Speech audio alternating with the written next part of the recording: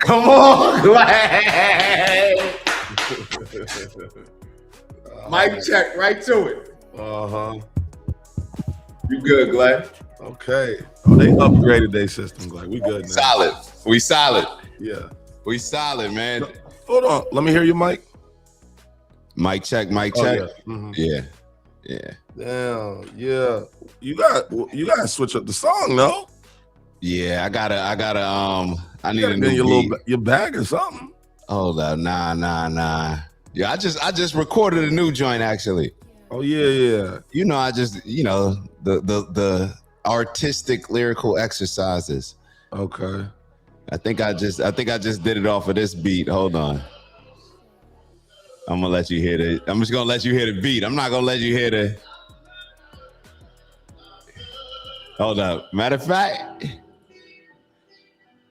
Hold on. Can you hear it? Nah. You can hear it? Yeah.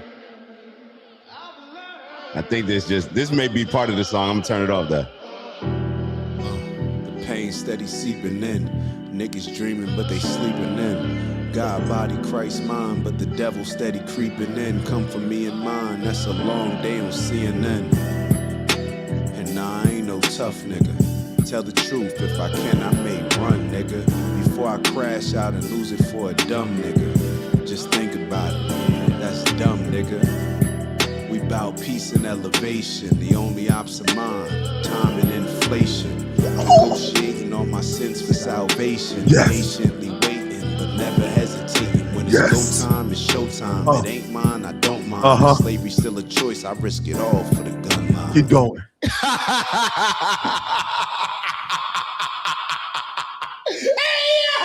Hey, Glade, chill out, bro.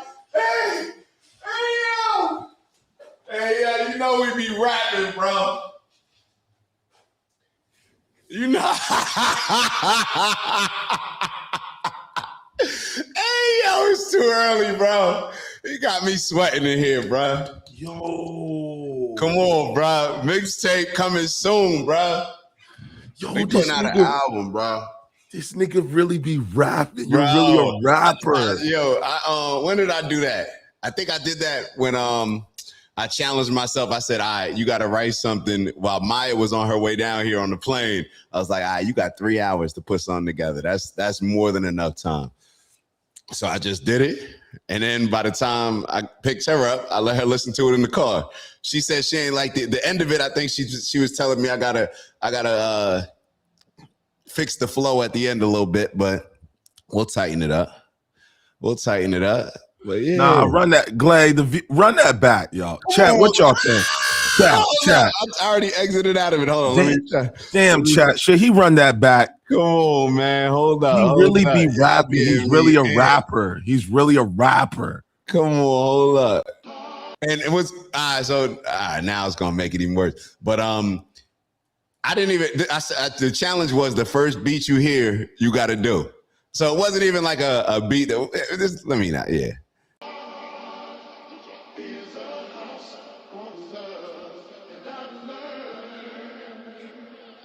Excuse the language.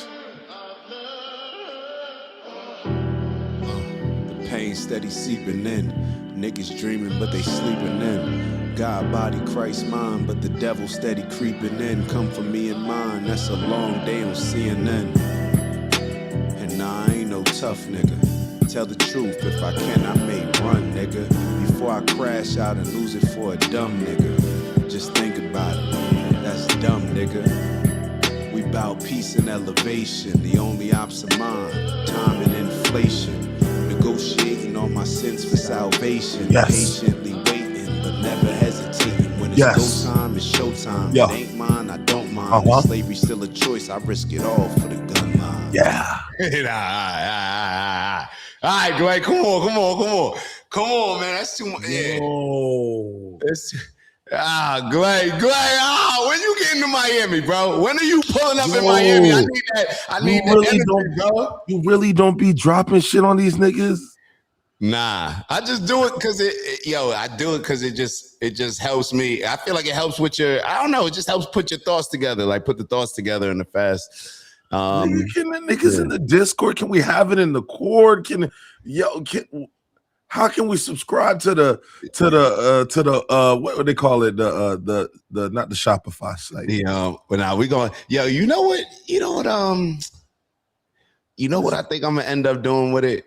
So all right, so yesterday my this at the conference, dude, this actually doctor at this Mayo clinic, and he was talking about Substack. You familiar with I have Substack? heard of that. I'm not familiar, but I keep hearing it. So it may be something that we have to put upload some stuff to and pay a little attention to, because I went on there and I heard of it, but I didn't know really exactly what it was. And it seems like it's kind of like a Patreon, but it's more like X meets Patreon. Oh, so it's got its own growth.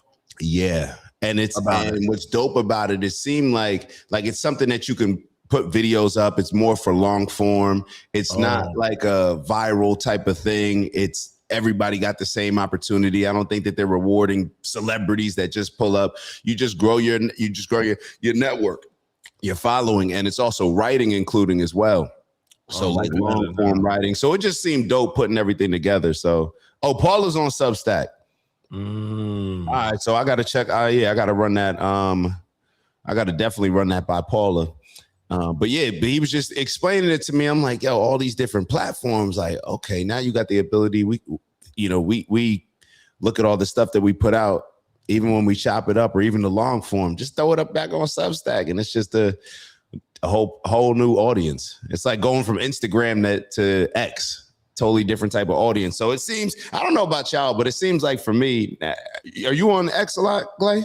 All the time. That's the intellectual one.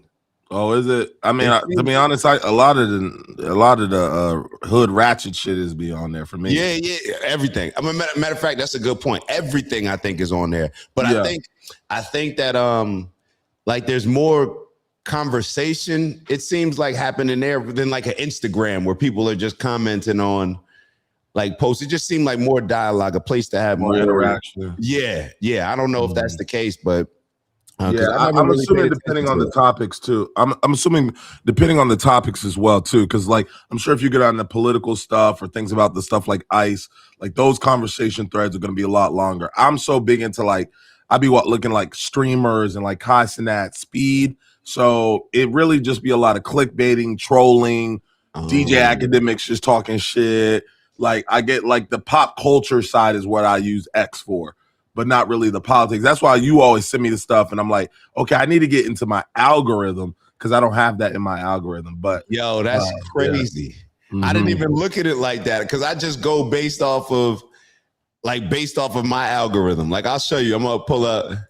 When I go on X, I just typed it. I'll redo it again, so it's real. But when I go on X, this is all, it's all Tucker Carlson, what's going on in Venezuela. This is not my bookmark. This is just my my algorithm. Yeah, this is just my algorithm. So I don't see a lot of the stuff. It's funny. I guess it just it really it's algae based. Yeah. Wow. Okay. I never even looked at it like that. I just thought you go on X and there's more people talking about serious topics. Nah, you just be on the serious topics. Oh, yeah. That's funny. All right. Okay. Shoot, what's the word, Glay? Because I got a little something, man. I got to tell them about our convo yesterday, man. Oh, yeah, for sure. Well, it looks like Finn says it too. He noticed about X. There's more dialogue, but X has a lot. Trolling is just at an all-time high on X because you can cuss. You can say N-word. You can say anything anything if you want to get besides the point and be uneducated. It's a home for them.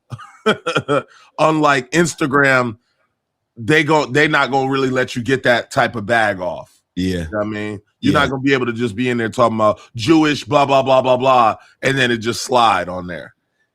Oh, I see what you're talking. You see what I'm saying? You can't open it up like that on these other platforms. Them boys. Them boys. But on X, you can just really go deep in your bag, however you want to go there. So,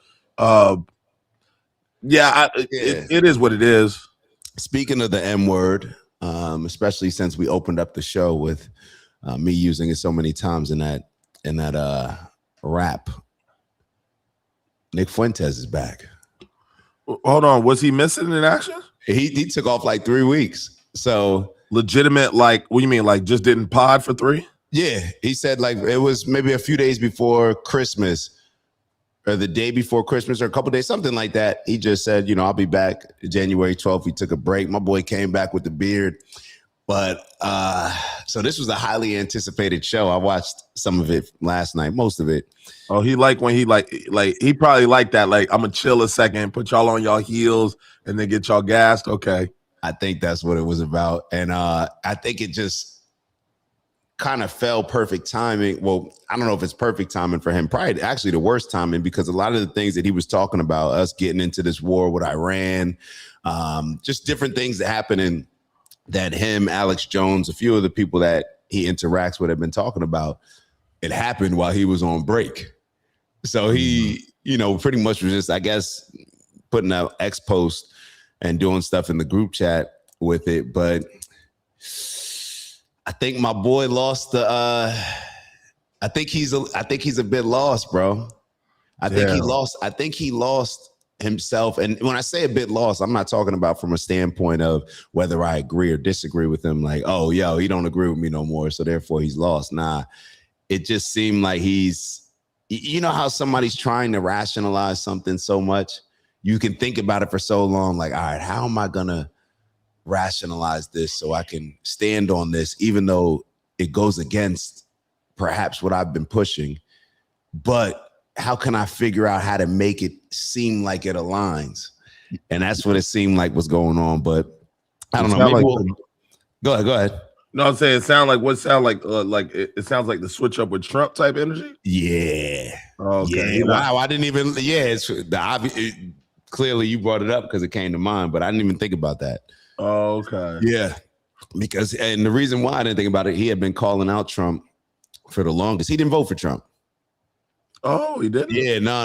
He loved Trump, but then he called him out and he didn't end up voting for him. He was calling him out actually before the election. Like I just found this out because I hadn't watched him before the election. So it's just funny. I'm looking at it and I'm like, bro, all the race baiting, like it's more of that. I'm like, bro, like, come on. He didn't vote for. Did he vote for Biden? No, I don't know. I don't think he voted. Okay, he didn't vote in general. Yeah, I don't think he voted. The previous election when it was Trump versus Biden, he voted for Trump, I believe. Yeah, but it's just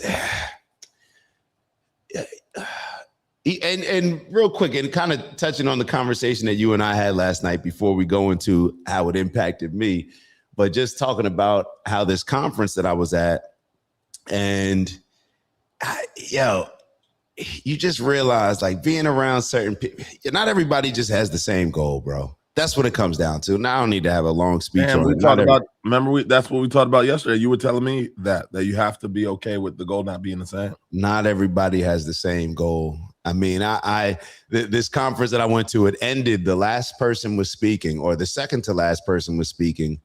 And you get this entire conference of super influential people. Like I told you, the founder of Live Nation, his dad started Clear Channel on the radio. Like I didn't even know that. Shit. Yeah.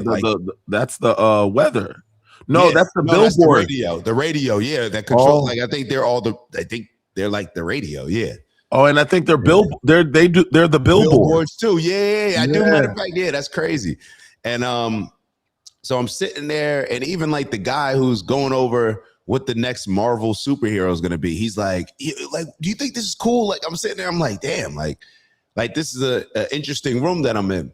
But the takeaway for me is always all this stuff that you and I talk about doing. And I know we're armchair quarterbacking a lot of this stuff when we move the conversation to where I'm getting ready to move it to, as far as like, damn, like all this, like a lot of the reasons why we may not be able to accomplish the things that we want to accomplish are because of we may not have the influence yet or the resources or whatever it may be. And then you get in a room like that and you like, damn, all y'all got the ability to really like change the world. And perhaps, matter of fact, all y'all have changed the world. All Yeah, y'all they actually have. Y'all communicate with the world on a global basis. Like, you got the creator of The Simpsons, the guy that put together he was running like Lion King, and then you got the Marvel side. Then you got all these different people. And the second to last guy that spoke, a guy that was talking about mushrooms and healing people off of mushrooms instead of just going down these pharmaceutical paths that we go down. And he started to talk about what we talk about, like a spiritual revolution. He didn't mention the word revolution, but he just said, like, spiritually we're lost. Like, we don't understand our connection to nature, our connection to each other. And he was giving like a real speech that everybody felt that was missing in the conversation. Like, this entire conference, all we're talking about is the things that y'all accomplished. You know what I'm saying? It's like, yeah, that's cool, but like, don't y'all have an inspiration, a responsibility, or don't you get bored with that and want to actually impact society? And this is what he was talking about. And he probably was, and I don't know this for a fact, but he probably was the least financially successful. And he brought up stuff like, you know, how do we even know how to survive? If we can't go to the food store right now, how many days could you go to where you could figure out, or how long would it take you to figure out your food resource? You know, different things like that. If the grid's cut off, we just aren't in tune with nature. And he was having this conversation, and he actually was the second to last person to speak, and only got like, it was like, oh shoot, we didn't realize we have to be out of the room by 6 o'clock, and it's like 5:53. So it's like, all right, y'all take a couple minutes each. And he got interrupted in the middle of it. And it was just one of those things where it's like, damn, like, are you really here to have these conversations? When I say he got interrupted, it was like, yo, nah, we don't need to talk about this. Like, they don't need to hear that. And I'm like, oh, so it wasn't an interruption on some shit. Damn, I hate to do this, but we got to kind of go. And I see you going down a rabbit hole. Or this was like, nigga, get somebody else on the mic. It was, they don't need to hear what you're saying. It was clear. Yes. And, and it was awkward, like it's in the middle of the, it was like, yo, he's speaking. The dude just stopped talking and just like said, okay, I'll pass the mic, and just pass the mic. Like, that was it. And then it went to somebody else. And luckily that person, shout out to a guy named Kevin McCullum. He's a big guy in Broadway. And he said, first off, I just want to say thank you for that. We needed that. And he referenced the guy as well, dude named Paul, real cool dude. And it's because Paul and I had a conversation the day before about this kind of similar thing. And I'm glad that he voiced it in front of everybody, because I think what was happening is he was putting pressure on people who actually have the ability to make a change, who are sitting up here talking from like a philosophical standpoint, or as if like you're speaking about humanity as if you don't control humanity. Like the Live Nation guy is up there talking about how what he provides in his business is a distraction to people. And I'm like that's not really something that I celebrate, you know, or clearly you think that that's something that should be celebrated. And it's like, in a world, like, we have plenty of distractions. We have too many distractions from what's actually real. And a lot of the things that the guy Paul was talking about, he didn't get interrupted. You know what I mean? Like, he didn't get challenged, but I think what ended up happening was Paul just challenged a lot of those successful people and kind of held a magnifying glass to them that wasn't previously being held before he spoke, like pretty much saying, like, you know, like, all this stuff y'all talking about, like what's actually shifting the world, what's shifting humanity, what's moving us in a positive space. So it's an interesting conference. It was an interesting conference when you're around people that literally touch millions. Live Nation, bro.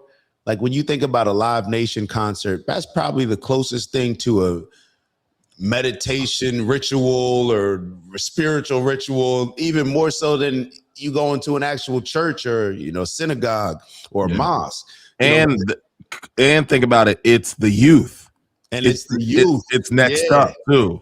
It's the youth, and he has everybody. Yeah. You like every influential artist, rapper, anybody in the music field goes through him to push their music. So the messaging that we're getting from these artists, he is the arbitrator. He is the middleman. He is the Airbnb to all these musicians who influence the entire planet. Yeah, and there was another speaker. She actually called it out in a different way as well. A lady named Kara. She does a show with Scott Galloway, and excuse me, I'm forgetting her last name, but she mentioned that a lot of times the people that you make it to a certain point that's supposed to, like, what do we always say? Oh, when I get to this point, then I can speak out, or when I make this money, I'll be more secure. You get to a certain point up the ladder where you get so high up the ladder where you're worried about losing like one step, like going down one step if you say something. So there's always going to be that fear there. You make so much money now, you have more perhaps that you feel in your mind that you're risking, even though you're actually not. Where if somebody on our level may speak out, we lose our job. You know, you may just lose some sponsors. Like everything's going to be good. Like you'll be good. Same house, same everything. But it's just interesting how, and perhaps that's my biggest takeaway from a lot of these conferences. You see a lot of insecurities in super successful people, and you see them overcompensating in different ways. And from that standpoint, like, it's like you're studying people. You're studying these successful people. It's like if Michael Jordan was around, like I'm studying like how he walks, like everything, you know what I mean? How he's eating, like, okay, I got to eat my food like this. I got to eat my Wheaties like this, whatever it is. And, but it's a good thing. And it's a good thing because I think what it does is transition into the conversation that you and I were having. And before we get into that, let's actually say what's up to a bunch of people. Maya said, FYI, I thought the song was fire. I said that before I gave the suggestion. I'm behind on the. Yeah, she did say that. She did say that. Hard, yeah, nah. She always. I never have to be embarrassed letting Maya hear my music. She'll give me the. So Maya, honest. Does he have like a whole EP and we just don't know? Like, y'all just not gonna tell nobody? You're not gonna add rap artists to your Instagram, your bio? That's what we're gonna do to make it official. To make it official, bro. We're gonna put it. Yeah, we're gonna a song a week. That should be easy. You got an album in like 2 months. Throw you a little EP together. Yeah, why not? Why not? Just to feed the streets type shit. Yeah. You know?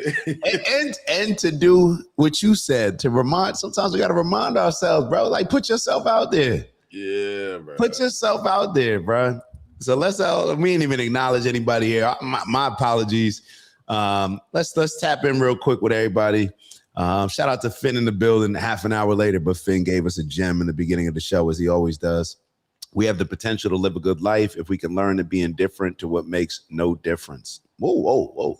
It's a new one. Normally I could just breeze through it. Let me read that one again, especially the second half. If we can learn to be indifferent to what makes no difference. Keep the main thing the main thing. Is that the proper takeaway from that? Can learn to be indifferent to what makes no difference. If something doesn't make a difference, if it's not that serious, maybe just let it go, man. Let certain stuff go. Focus on the things that actually are the main things. That's what Glay always says. So that's the energy that we're on. All right, so Finn get his with another one. A man's worth is no greater than the worth of his ambitions. I don't got to read that one twice. 100%. And Finn said, don't forget to hit that like button on your way in, or even if you're already in, hit that like button. Definitely appreciate y'all. Shout out to Unc in the building, Grand Rising, and good morning to all. Shout out to Big Bro Steve. Good morning, Brother Finn. I've got an appointment this morning, but wanted to make sure I said good morning to everyone. Well, good luck at the appointment, whatever it is. Definitely will send you some good energy, Big Bro. Here we got Unc tapping in again. Hold on. I just want to make sure that we get everybody. Shout out to Michelle. How's the grandkids, Michelle? How the grandkids doing? What did Unc say? James Baldwin, Malcolm X, and many other great men that we know their names quite well spoke about days like this. We have to set precedents in the way that we. So, okay, my good. We have to set precedents in the way that we conduct our business, but we also need. Hold on. Let me see. We also need, my fault. I may have cut it off. Let me keep going. We saw where you were going though. Shout out to Robert in the building. Shout out to Robert in the good building. Yeah, Robert, Y'all amping me up, man. You know what, man? Forget that. We out there. You know, sometimes why I used to hesitate, because a lot of my friends actually rap. And I just always I'd be like, yo, send me that song. Like, I'm gonna just put my little thing on it. And they would never really respond one way or another. Like, they would never oh really? Yeah. Like a couple songs they would, but I just never felt I always felt like, damn, I'm getting in their lane. Like, are they feeling some type of way or something? I'm like, damn, you might bro. be eating the track up on their bitch, low key. Yo, shout out to Shy Boogie in the building. Shy Bug, what's good, Shy? Good morning. Shout out to Jacob. Shout out to Jacob in the building. Good morning, man. Y'all amping me up, man. I like that. Y'all amping me up. Omni Stripe. Shout out to Omni in the building. Shout out to Robert. Well, we already, Robert shouting out Finn. I just want to make sure that we get everybody. Hold on. Paula is 118. That means we're 13 minutes behind. I got to catch up with these comments. Shout out to Paula in the building. All right, let me make sure. I think we got everybody, Clay. I think we got it. You got Abu Han. We got Boogie Bug in the building, Mont in the building, Grand Rising. What's good, Mont? Abu Han in the building. My fault. We got Mama Lay in the building. Mama Lay. Do you think they feel threatened? Yeah, Mama Lay talking about the guy that was speaking. She was on the same page. We always in tune. Mama, she needs a show. Really? BK, you never met her, but I'm telling you, you need a show, and it would be dope, and it would dive into a lot of these topics. She deep dives into a lot of these topics, from spirituality. She's been through the whole journey, everything, cultural, political. She's just very much interested in a lot of this stuff. And, when you're curious about this stuff, where that can take you. So, definitely got Abu Han. Good morning, everybody. Good morning, Abu Han. All right, real quick. We're not going to take, it's going to take a little bit longer than this, but we're going to do something in the beginning if Glaze okay with it. But he influenced this, but I didn't run it by him, but hopefully he's cool with it. But we're just going to take, this whole process is just going to take probably 2 minutes, but we're going to do 60 seconds. Breathe, do whatever it is. We're not going to do any box breathing exercise following along, but I want everybody for 60 seconds to just take the time. If you are in a safe place, close your eyes, but think about some of your greatest achievements. Think about some of your greatest high points. Remind yourself of the little things that you accomplished, or maybe looking back on it that you think that they're just little, but when you actually brought them to fruition, they were big things. Think about how one day before we used to dream or maybe aspire to be in this same position that we're in today. Yo, Enterprise is a bunch of bullies. Y'all got to hear this. Hold on, time out for the breathing. Listen. Hello? Hey, David, this is Max from Enterprise Motor Falls. How are you? I'm doing well. How about you? Good. I got a reservation through NJM. You need a rental. I just want to see if you knew when or if you didn't need one at all.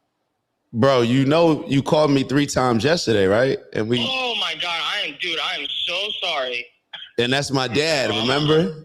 And you left a message with him. I think he's good. I don't know if you need to call him back again, but No, you're good.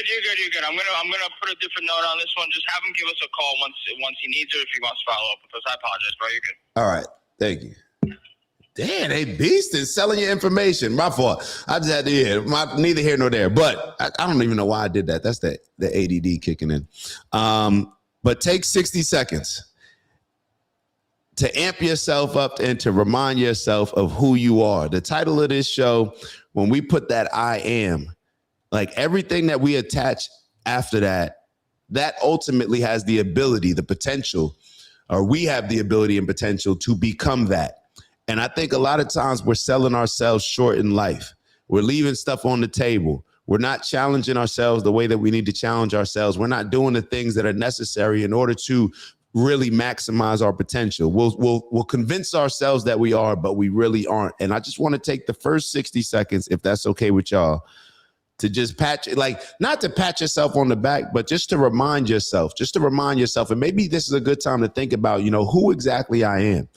What are the things that I want to accomplish, but mainly just focus on who I am. Think about your best attributes, what you bring to the table. What people, when they're talking about you, when they're speaking your praises, what do they think about? And then the second part is going to be a little bit more difficult, but just 60 seconds. I just want y'all to take 60 seconds to just do that. Matter of fact, we'll just do 30 seconds. Is that okay? 30 seconds. And then the next 30 seconds, I'll give you a new thing to do. But just 30 seconds, just remind yourself very quickly. Just start now.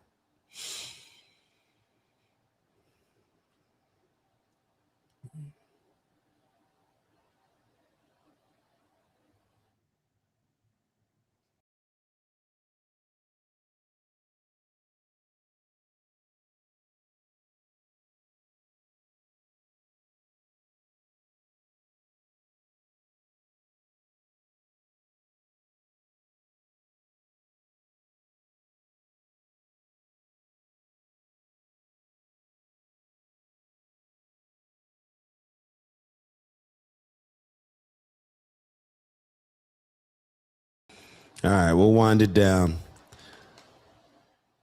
The next 20 seconds, what I want you to do, think about all the things that you're leaving off the table. BK checked me last night. That's how I felt like, and it was good. With pretty much, and I don't know, you could interject. Glay wondering like, what are you talking about?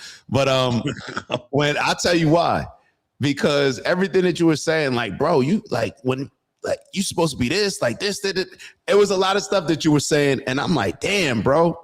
Like I've been slacking in particular areas by putting work on one area, thinking that that's the actual work and not reminding myself exactly what's necessary in order to make an influence, in order to elevate, in order to get us to a position where we need to get to, or we want to get to.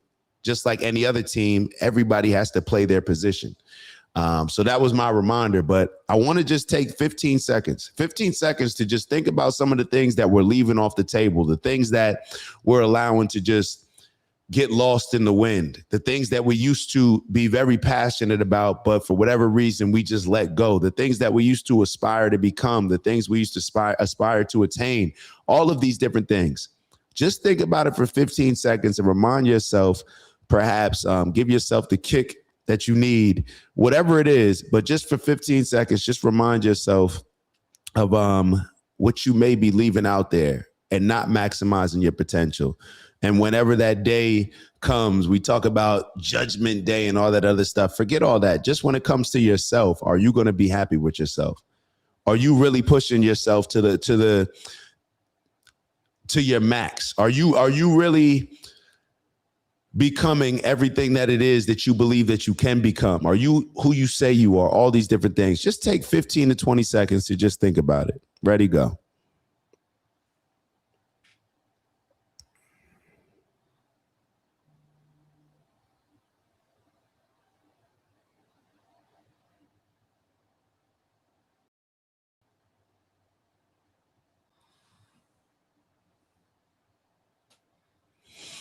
All right, we'll wrap it up. All right, just remember, man, those words I am, very important. My dad just, what's dope about this? My dad just sent me this, Glay. Can y'all see it?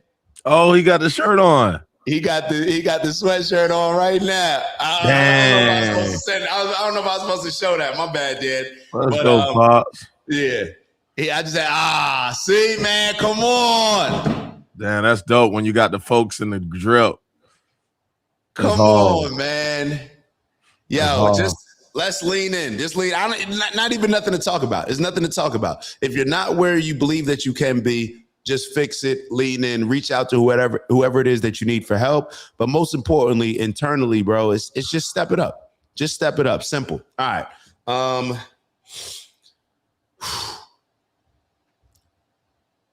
What's on your mind, Glay? Nothing. I got a lot of clips that we can get into. Ooh, let's it's been a lot of chaos going on, a lot of thoughts here and there.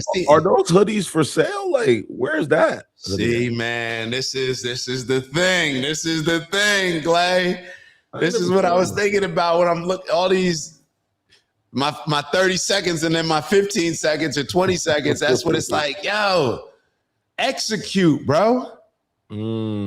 execute. The execution hasn't been there, bro. And a lot of that is not I know, like, when we look internally, we got to be honest with ourselves, the things that we struggle with. I know one of the things that I struggle with is delegating. Definitely delegating. Like, that's just one of the things that I struggle with. So, yeah, I guess everybody has to figure out what makes the most sense for them and kind of just go from there. Yeah. And go from there. Yeah. So that was a drop, or that was a little single batch, or like what we got going on? It was. I'll tell you what it was. It was because I was trademarking it. I thought I trademarked it, but then I realized that somebody had the trademark for IN. Of course, nigga. You thought you was gonna grab that, bro. I promise you, bro. When I went on there, I couldn't find anybody with it, and I was so surprised. I'm like, yo. And then we went through back and forth with like the trademarking company. And then I just kind of just let it go because I applied for it still. So at that point, it still doesn't even matter. But that's when I wanted to like create a whole clothing line around it. But I'm sure we could still put the shirts out, so it's not a big deal. Yeah, you can put the shirts out for sure. Yeah. All right, let's get into some of these combos. We'll get a little bit political. Where did you guys end up yesterday? Did you guys review that Netanyahu video, or you guys just let it go? Oh, yeah. We actually did wrap that up. I was basically having them teach me a little bit more about what is the fight about and why they can't exist. And I also wanted to know their perspective on is Hamas labeled as a terrorist group to the Palestinians as they are to the people in the Jews in Israel? Say it one more time. Like, I wanted to know, like, for the people in Palestine, do they feel like Hamas is it like the Black Panther? Yeah. Or is it like, you know what I'm saying? Like, it's like, you know what I mean? Like, because I wanted to know, like, I'm like, are they the people that they claim to be to those people? So, and I also asked, like, why did they feel the need to become Hamas? What was going on to make that? And then they were explaining to me, like, how that used to be their home, and, you know, it's been a back and forth thing, et cetera, et cetera. So, yeah, I was getting a lot of explanation from, like, Abu Han and other people like that, just kind of diving in. And a few people were interested as well to kind of know, like, how deep does the stuff go? I think Steve too. So just like sometimes the basics, because I do kind of jump into the double dutch of the conversation, but there are points in time where I don't even really know how we get here. Like, I don't even know why, like, what is Hamas mad about? Or what are the Jewish people mad about? Or, you know, like, sometimes I don't even know where the anchor started to begin with. But I just kind of jump in from an ethical standpoint where, well, it don't matter whose fault it is type energy. Y'all both wrong for fighting type of shit. You know, so yeah. And I think the first off, that's dope. Just you having the ability to ask those questions. And I think we all need to just continue asking these questions, because even when we think we know exactly what's what, perhaps that's the time to even make sure that we're asking more questions, just because we get locked in with a lot of times seeing something one type of way, and it's just based on the information that's been fed to us intentionally, so we see it a type of way. Like, these are the things that we talk about all the time with our upbringing, especially our view on that conflict. And there's obviously a lot of these protests going on in Iran, and there's protests that we'll tap in with going on in Patagonia, some craziness going on down there. But it is that question of, like, how do the people actually feel? Because in Iran, I think with a lot of those protests, it makes it seem as if the people are, you know, the people are rioting against the government. Or you look at Venezuela, where you'll see people here celebrating, but then you'll see a video of people in Venezuela and them saying, like, you know, why are y'all celebrating? Like, they just turned our power off. Like, you know, they're not as supportive as what Donald Trump is doing against them, or doing against the country. And it's the same thing that I think happened with Cuba. You know, there's a lot of people that escaped Cuba, but there's also people on both sides of the argument. But it seems like the media has, and always has, just tries to present whatever one aligns with their politics. And a matter of fact, hold on, this crazy video came out that I got to show you. I wasn't even thinking about it, but apparently, hold on, I think I took a hold on. Actually, we'll go to this Dave Smith, Theo Von conversation, because I think one of the news stations came out and like admitted, like, hey, we're now gonna come out with non-biased news, and not just lean liberal. Like, it was something crazy that they came out and acknowledged. I want to find it. Hold on. Shout out to them. Yeah, because I was like, I'm sitting here like, yo, this is hilarious. And it's so it says CBS announces, hold on, let me just go find it. CBS announces shift toward reporting from the average American perspective, whatever that means. Hold on. Let's see. Damn, where is this? Hold on. Let me Google it because I'd rather watch an actual video, not this clipped. All right, hold up.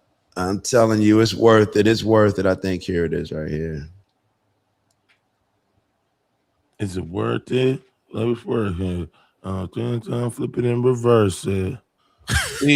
See, Maya talking about some. He's sitting on merch. Yeah, Dad, we gonna have a meet. We gonna have a round table. I gotta have an intervention. Yeah, because if we gonna get your shit out, we gonna get your shit. We supposed to have that joint out. There's merch. There's music. We gotta get some. We definitely gotta get the right people on the squad so you can, be focused on you don't need to be focused on the finances, none of that. You got to go ahead and push that off. Yeah, nothing too crazy.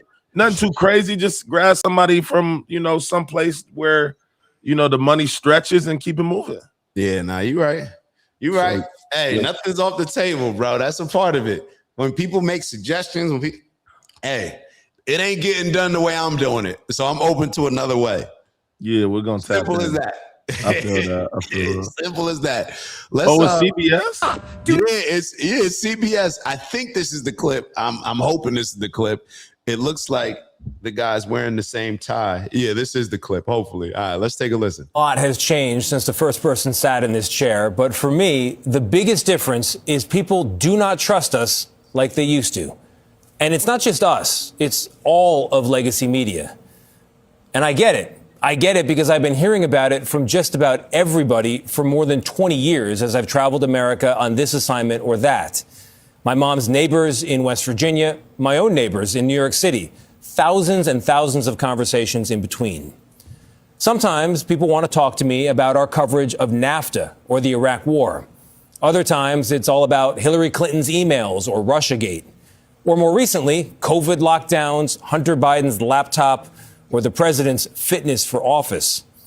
The point is, on too many stories, the press has missed the story because we've taken into account the perspective of advocates and not the average American. Or we put too much weight in the analysis of academics or elites and not enough on you. And I know this because at certain points, I have been you. I have felt this way too. I felt like what I was seeing and hearing on the news didn't reflect what I was seeing and hearing in my own life, and that the most urgent questions simply weren't being asked. So here's my promise to you today and every time you see me in this chair. You come first, not advertisers, not politicians, not corporate interests. And yes, that does include the corporate owners of CBS. I report for you, which means I tell you what I know, when I know it, and how I know it. And when I get it wrong, I'll tell you that too. It also means I'm going to talk to everybody and hold everyone in public life to the very same standard. After all, I became a journalist to talk to people. I love talking to people about what works in this country, what doesn't, and not only what should change, but the good ideas that should never change. I think telling the truth is one of them. I'm Tony Dokoupil, the anchor of the CBS Evening News. Hold me to it. A lot has changed since the first person. Can I call it? Let me give my unbiased, uneducated opinion first. Yes. That I mean, it seemed genuine. I was like, bad. Like, I like the way he's standing on it, but I'm seeing the comments and they're not feeling it. Zionist this, and I'm like, oh, damn, okay. So, damn, I guess he got me. I felt like he was having an honest moment. Am I wrong? Damn, this is how they be getting niggas, because y'all see me, I'm getting got live. It's playing in my face to me. Oh no. It's like, what are you even talking about? When you break down what he said, like he said they focus too much on advocates. We didn't report the story as accurate as we should have because we were focusing on advocates. You mean your sponsors? You mean the people that tell you what you can and say or what position you have to have on something? Like, at what point does a journalist, like, isn't that like how the doctors take the Hippocratic Oath? Don't the journalists take some type of pledge or something? Like, isn't this the obvious that goes into it? This is just damage control, in my opinion. Barry Weiss, she just got over there and they are now just conducting damage control. That's what it seems like to me. They are just conducting damage control. So Barry Weiss is the reason why they said some Zionist type of stuff. And I'll bring up a clip to kind of give you an example of that. And I didn't realize that he was the one that actually said it, Tony DeCopel. He's the one that had the popular exchange with Ta-Nehisi Coates. I can play a little bit of that as well. That's his name, Tony? Tony DeCopel. Yeah, I believe that's the way that you pronounce it. But it's like, bro, what are y'all talking about? Like, you don't just get to feed us propaganda year after year and then come out and say, hey, the branding isn't working anymore. Like, people are saying they don't like us lying to them. They found out that we're lying to them. And now you come out a year or two later and you're like, hey, what we're getting ready to do is to start reporting accurate news. We're not going to just do what our sponsors say. Like, bro, that's just a play. Because if it wasn't a play, you would have called out exactly what it is. Instead of using words like advocates, you would actually say, hey, we've been just leaning in whatever direction our sponsors tell us to lean in. Period. You know what I'm saying? But instead you're saying, like, what are you even talking about? Advocates. Like, an advocate for what? You're supposed to be the advocate for the truth, right? A journalist. You're supposed to do deep dives. These people have done so much destruction with poisoning our minds with propaganda in order to lean us one direction or another. It's like, bro, you don't just get to put out a 2-minute video and then everybody's clapping for you and looking at you as if you're ready to actually speak truth. You know what I'm saying? Like, Okay. You know what I mean? And you want me to give you? Let's not get in. I'm not going to give you. I get it. I get it. You get it. I pulled up that Ta-Nehisi Coates video, but we don't need to. He was pressing Ta-Nehisi Coates pretty much about the book that he put out on Palestine. Are you familiar with Ta-Nehisi Coates? Mm-mm. So he's a popular author, and he went out to Palestine, and he just was there spending time, and he had, I believe, an Arab tour guide, and he was just documenting his experience, what he saw, what he felt, what he heard. And then Tony DeCopel, he went on CBS to do an interview with him, and he said that his book, it wouldn't surprise him if his book was found in an extremist, like pretty much a terrorist, an extremist's backpack.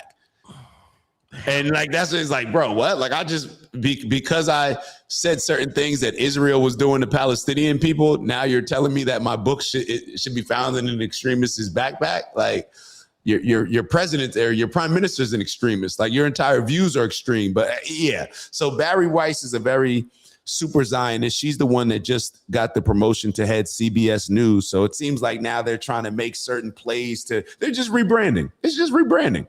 It's the same Coke in that bottle. If anything, they took away the cane sugar. They didn't put the cane sugar back. It's just the same product, just rebranding. That's all this is. Gotcha. But let me get into, like, speaking of this same topic and certain things that we're talking about with the protest and us not knowing what's going on in a lot of these situations. I came across this video and wanted to get your opinion on it. We're on the screen. Let's see. So this is, just to give some context, this is a Professor Marandi of Iran, and he's having a conversation with Piers Morgan. You guys let me know what you think. And you advocate the devil. It sounds like a guy who is trying to dictate to women how they should dress, how they should behave. Do you understand that in the West, we look at that as reprehensible behavior. If it's okay with you, Glay, can we go? You want me to play the whole minute and 30 first and then clip it up? Oh yeah, that was it. No. I just wanted to stop and address that point, but I'll play the whole minute. And 30. Yeah. Play the whole thing because I can't really jump in because I really don't be knowing. I got you. I'm gonna play the whole thing. And you advocate the devil. It sounds like a guy who is trying to dictate to women how they should dress, how they should behave. Do you understand that in the West, we look at that as reprehensible behavior? No, in the West, you objectify women, you commodify women, and you sexualize women, and you have Epsteins and many Epsteins to control. Well, we give women the freedom to dress how they wish.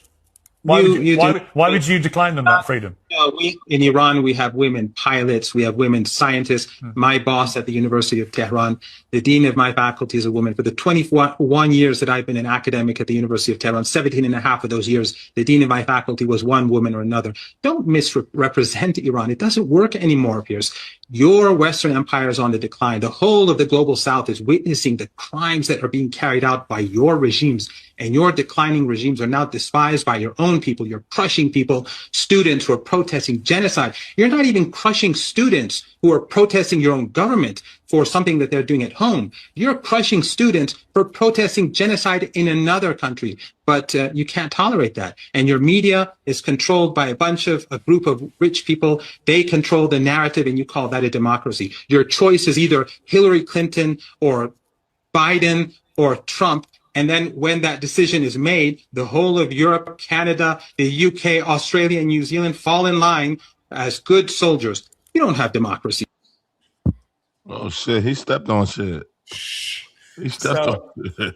Can we go back through? Yeah. Now let it break it down. Yeah. And you advocate the devil. It sounds like a guy who is trying to dictate to women how they should dress, how they should behave. Do you understand that in the West, we look at that as reprehensible behavior?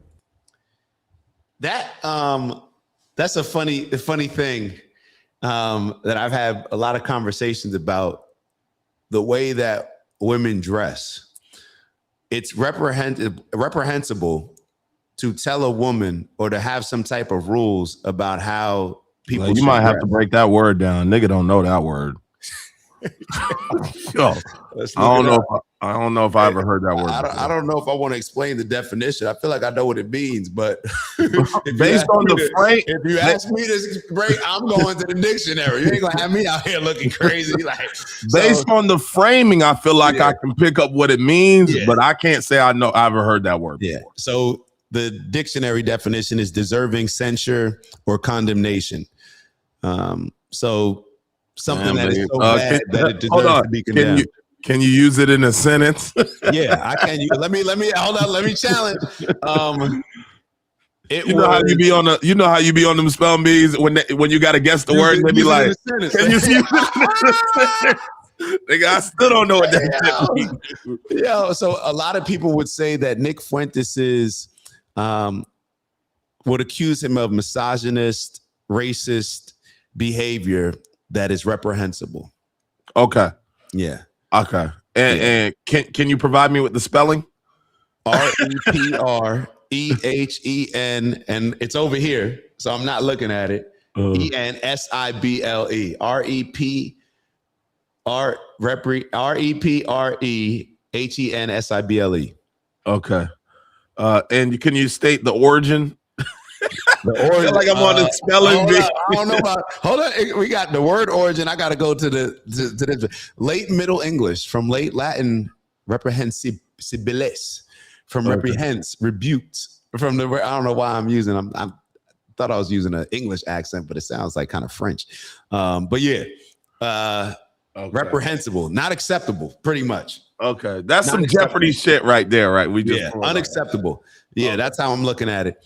And when we look at it, this is, first off, men and women should have dress code addressed in a lot of ways, because even, and I hate to just bring it to this community, but recently just heard something talking about how at a lot of these, gay pride parades, how things have gotten a little bit out of hand, where you now got men walking around and stuff where you could see their genitals and stuff like that.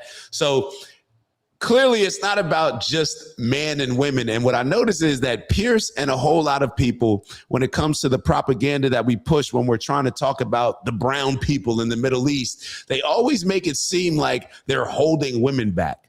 It's like the play is always when you're trying to convince somebody that this person's a bad person, whether it's Nick Fuentes, whether it's the leader of Iran, it doesn't matter. It's like they treat women bad or they said something about black people. It's like, oh, all right. You know what I mean? Like those are the two groups that they're going to lump them in to justify them being bad people.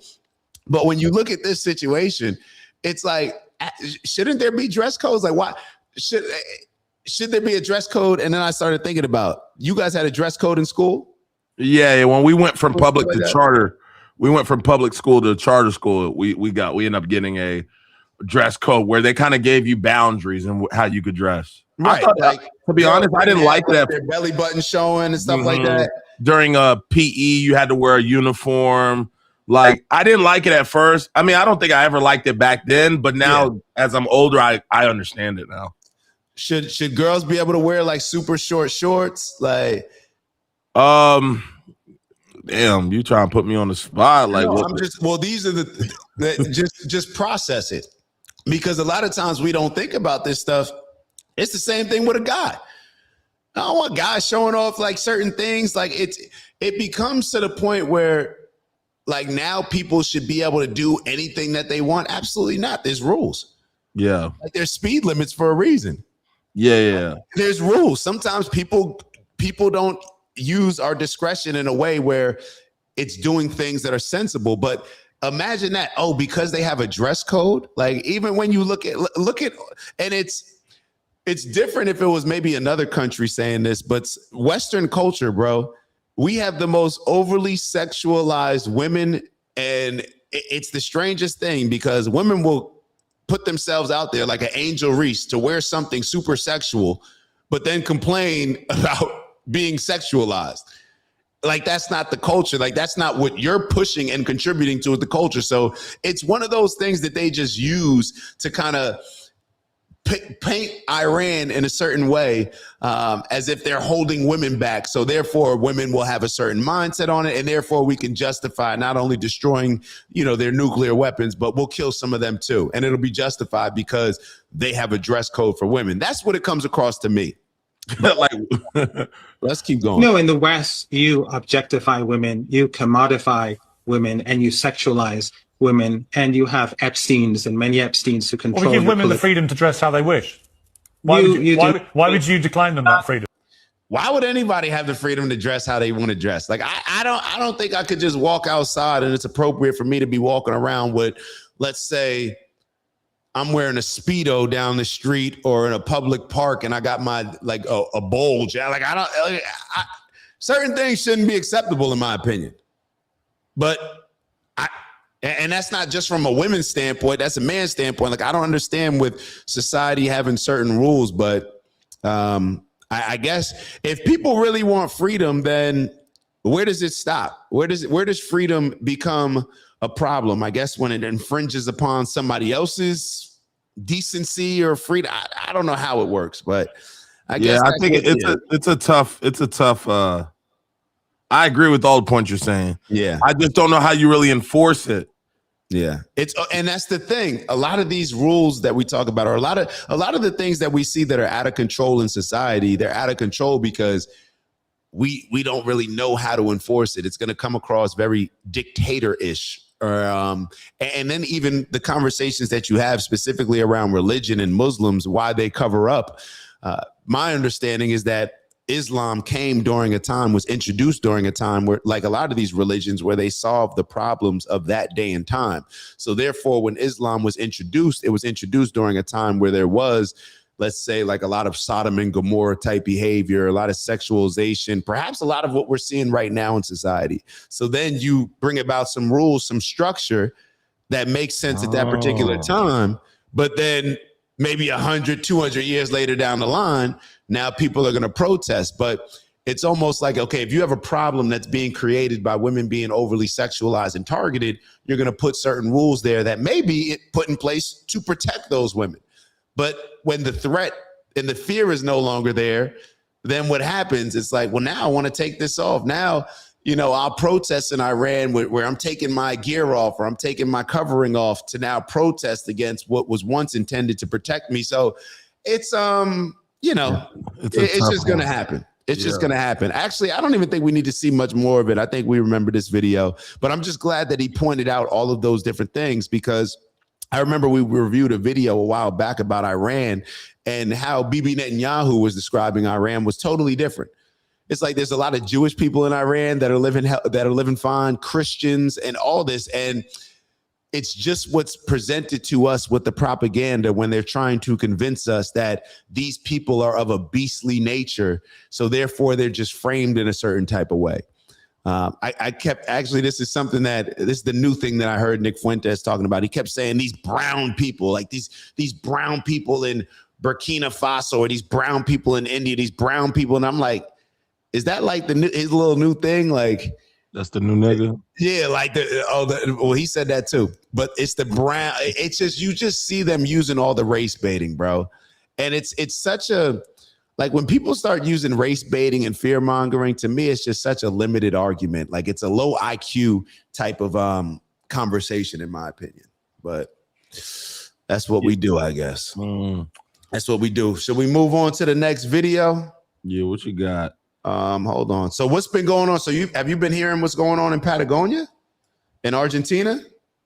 No, I just really been hip to the Iran joint popping off. Like, yeah, I think I saw up to like 6,000 people have been killed in broad daylight that are protesters. Military just pulling out guns, just killing people just off the fly. And then they were kind of talking about how the media don't be covering shit. Because I have a lot of Persian friends and Iranian friends down here, so I see all their posts, and then I be reposting it.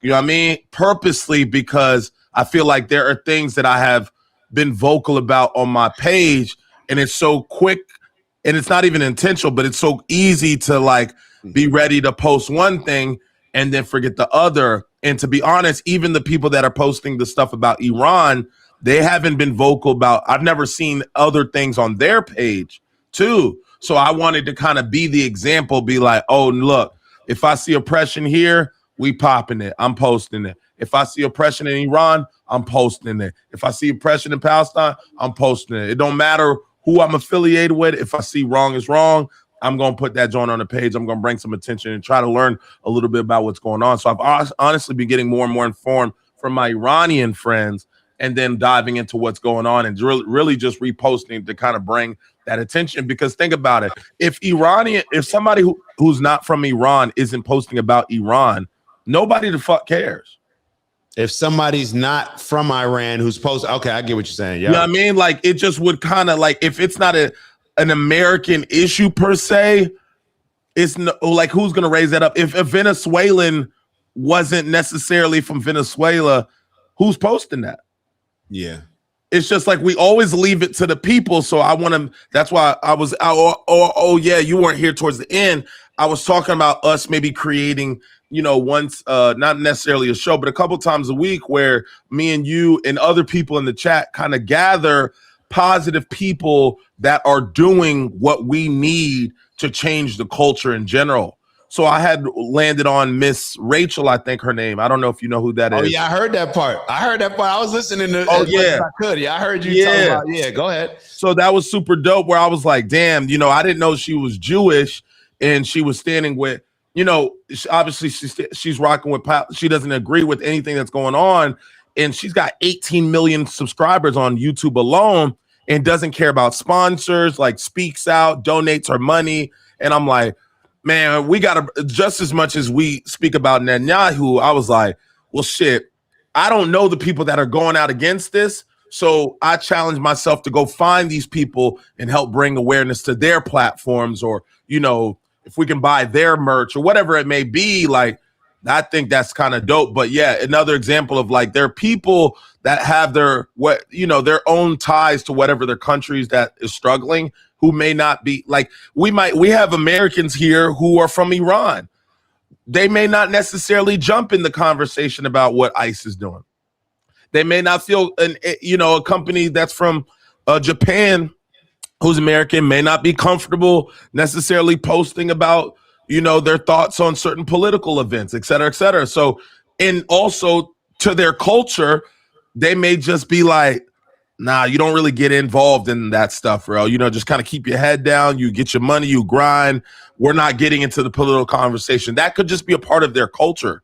And so I'm like, damn, like, I don't want people to feel as if we don't like we are not the heartbeat for you too, Iran, or Palestine, or like, we not going to turn our faith and our support on anybody. If you're American, but your ties are in Haiti, dog, we behind that. If you're, we tied. If you're American, once you get here, if your issues are across the pond, man, we involved. Like, we going to show notoriety. We going to bring things. And then we were talking about kind of like DJ Khaled. It's like, damn, DJ Khaled, a Palestinian. And I don't even know that. I didn't even know he was Palestinian because he ain't never spoke on it. But I'm like, here I got Miss Rachel speaking on your people and you up too. Like, what's going on? So it was just crazy to kind of think that.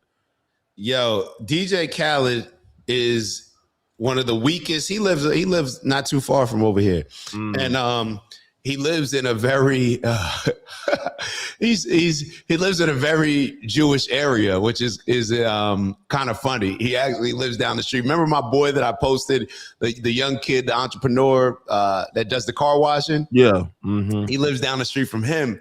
And I remember being over there, and it's like, bro, you are the most popular Palestinian on the planet. For real. And you're not willing to even say anything, bro. That is like, I don't want to throw out this word because I know a lot of negative things come from it and people can take it seriously, but that's kind of giving traitor energy, bro. Like, that's, matter of fact, let me just say that's sucker energy. Yeah. And there was something, a lot of people may not be aware of this. And, of course, this is my man and all, even though I had stopped listening to his music before, but then I had to support him when, Kendrick came out and whatnot. But when it comes to Drake, there was something, and I got to make sure, maybe I should look it up. But I think Drake was one of the only artists, maybe the only artist, especially of his caliber. Well, nobody else is in his caliber, but y'all know what I'm saying. Of his caliber. And he signed something in support of Palestine as a Jew. And Drake is Jewish. Oh, Drake is Jewish. Drake is Jewish. And he said something. And here you got Khaled, who's Palestine. It's just another example. So, and you sent me a couple videos, and we've seen other videos like I think it's a lot of the New York rabbis. And I think that video that you sent me was in New York where the rabbis are speaking out against it too. They don't even think, and the video that you sent me yesterday, we could play that as well. What's interesting about it is that rabbi, he was speaking on saying that Zionism is, he felt that this is obviously a wrong thing, but what he pointed out was that they're trying to turn a religion into an ethnicity. That's what it's all about. And I haven't heard really many people call it out from that standpoint. So there are people that are calling a lot of this stuff out. There definitely are. Yeah. And we're gonna keep showing it, and hopefully that makes everybody else a bit more comfortable, because it's like, it's not fair for all that to just be on Miss Rachel. Yeah. Like, damn, Khaled, like you. That shit heavy, nigga. Yeah, like that shit heavy, nigga. That's punkish behavior, bro. Yeah, like that shit heavy. Like, you got two black ass motherfuckers in America on a podcast talking about Palestinians, but you got DJ Khaled, big rich ass down the street, won't say nothing, and he could, nigga, start a GoFundMe, like do something for the kids. I don't know, man. See, bro, send a tweet. Like, let's just start there. Like, but just make an X post. And you see what's so interesting. Nobody got a problem. See, DJ Khaled ain't got no problem going to the hood and doing a give back with Jordan Brand to the black kids. Yeah. But how come you don't like in love? There's nothing wrong with that. But I do find it interesting. I want to know about the process of how you go selecting the people that you're willing to help. Like, why is it so publicly acceptable to always give support and handouts to a certain group of people, which I'm appreciative to begin with, but I do find it interesting that you may not necessarily do that for another group of people, and why, especially one that you may relate to even more closely than the other. Like, who's telling you, oh, okay, music, who owns the music brands? Oh, okay. Now you kind of got to keep it a hush hush because you're in the music industry and you know who running that. You don't want to get yayed. You can't get Kanye'd out here. Yeah. And you know, I don't even think highly. All these backpack giveaways, turkey giveaways, like Jordan giveaways. I'm good. Like, yo, y'all feel like because y'all bring a truckload of turkeys to the hood that now y'all just use it as an opportunity to put your chain on, like all these rappers doing and stuff. Like, I don't give any credit to that. Yeah. So whether it's DJ Khaled or all that, bro, do something significant, bro. Like, ShopRite's giving out free turkeys. Like, we don't need you're good. Like, there's other people that can give out free turkeys, like supermarkets, rather than y'all just trying to seem like y'all doing something for the community that you've been poisoning the rest of the year. So now you feel like, oh, let me give you a turkey. I've been convincing your kids to have your daughter out here dressing like a whore and have your kid out here trying to sell drugs and kill the person down the street. Let me just give these little niggas a turkey and they'll be all right. You know what I'm saying? Like, that doesn't move me, but to each their own. I get what you're saying. To each their own. But when it comes to Iran, I'm actually interested from your friend's perspective, what they think about it, because a lot of this stuff, well, even just look at America. If you look at America, depending on what protest you're at, depending on what, like, let's say I'm in a different country, it can alter your entire perspective of what America is. Think about how divided we are. I'm gonna see if I can get them on. Huh? I'm gonna see if I can get them on because I would love to hear their perspective, because you know, and there's also interesting perspective as far as, well, are these the people that left or are these the people that are still there? You know, like, what do they think differently? So I think America is probably the best example of, you know, depending on whether you're Democrat or Republican, you're going to tell the story of the country. And when you're telling your story, it's going to sound like a completely different world than what this other person is describing. So I'm always interested in that, as far as, you know, what information are we getting? Is it accurate? And perhaps the most accurate platforms are a lot of these platforms that we're on, as far as the social media platforms, not the mainstream news outlets. So, and you know what? They knocked they call it some type of blackout, but they knocked the internet off in Iran. They turned the internet off completely, so they can't share anything. Wait, what? Yeah, whatever it is in Iran, I guess they have control like that. They turned the internet off in Iran so they couldn't share what's going on in Iran to spread awareness. So Iran, I'm assuming that Iran's government didn't do that. No, Iran's government did that, I think. Yeah. Oh, they did it to trying to stop pushing people to silence it, getting attention. Yeah, see, that's how it goes, man. America, like, think about it. America can stoke a flame. And I think America does this with a lot of these countries, where they'll either do it with propaganda, or America will go in there and, hey, who's the president that we don't like running this country? Okay, let's go to their opposition. Let's see if we can go to the vice president. Maybe the vice president wants to take over. Like, let's see who we can have plant these seeds that go against the president and blame everything on the government. We see it happening all the time here. So now it seems like they plant this thing of, oh, your life should be like this. You shouldn't have to wear a head covering. That's oppressive. That's this. That's it. So now you got a lot of the young kids protesting a lot of these things that the government's doing. Meanwhile, America's just kind of sitting back at the fire they started. You know what I'm saying? And just like, they don't have good intentions. And that's it. So I always wonder if, like, who's falling victim to the propaganda, because just like we're maybe seeing a lot of stuff. I mean, obviously, I would expect an Iranian or Persian person to have more of a connection, maybe even family members there, so they have a better family understanding of what's going on. But a lot of this stuff, I mean, shit, you look at when we talk about all these black issues, what's going on with black people in America. Do you think that if you talk to the average black person in America, that they would have a proper understanding of what's going on in America to black people? You know what I'm saying? So it's not always, well, just this person lives there, so whatever they said, it has to be true. I don't think that is like that. You know, if you ask somebody who's in the LGBTQ community maybe a few years ago about what's it like living in America, they may paint a completely different picture than somebody else who's not in that community. Yeah, you know what I'm saying? That's true, yeah.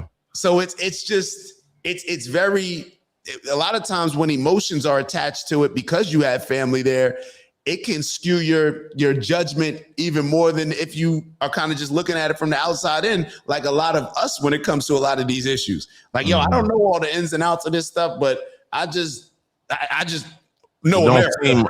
America doesn't have good intentions. So, you know what I mean? So it's with a lot of these things. So it's always up in the air.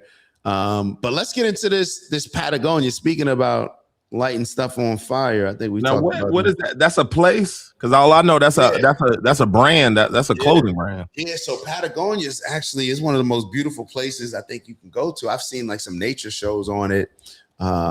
Very, very like beautiful forest. And their president, Malay, I believe that's his name. It's like an interesting situation. He's like a super fan of Jewish people.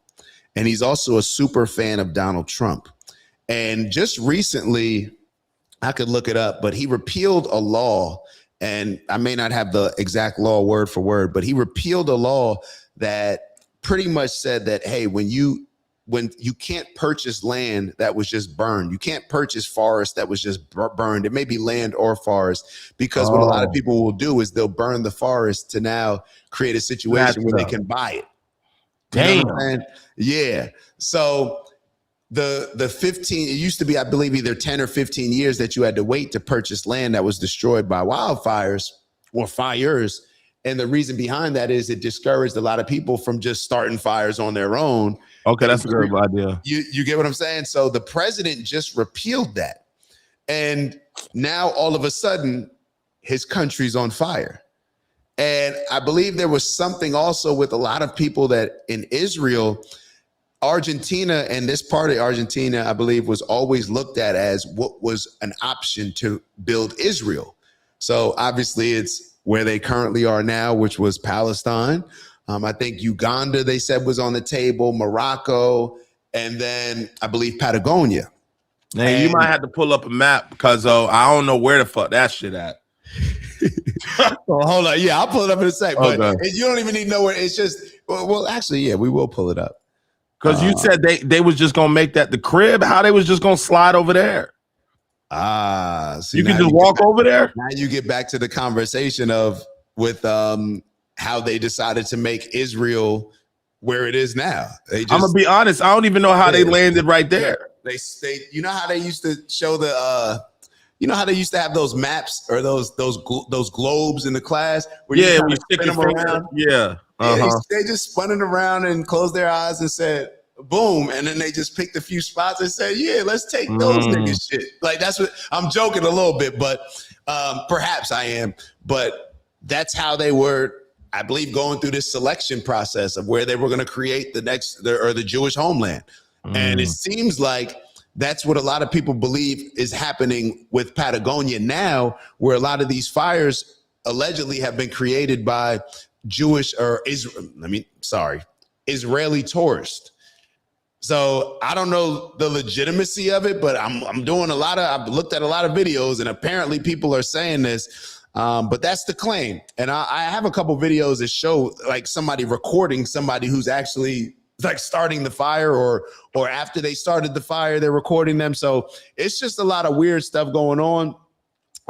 Not exactly sure what's 100% accurate, but we'll take a look at this video and so you connecting all of it, like the law disappears. He's a super fan of the Jewish people. Fires start popping off. It was allegedly a place where the Jews wanted to position themselves. Okay, I see where you're going. Yeah, so it's not necessarily not a conspiracy by any means, but a lot of things are lining up. Type of energy. Correct, and like this, like he's converting to Judaism. Actually, he's converting to Judaism. The president of Argentina, I believe, like as we speak. But let me pull that up on the map though for you too, because Argentina. Hey, hold on. You can just become a Jew. You can just become Jewish. See, that's the thing. That's the Oh thing. my God! I don't know. You could just become Israeli. I guess I don't know. It seems like it. I mean, my answer would be yes, but that's what it appears to be from my standpoint. Ain't that basketball player? Didn't he convert? Amari Stoudemire? Yeah. Yeah, you know it's funny. I used to see him every like Shabbat on Saturdays. And he used to be on my running path. So Shabbat is Saturday, like their day of rest, the 7th day of rest.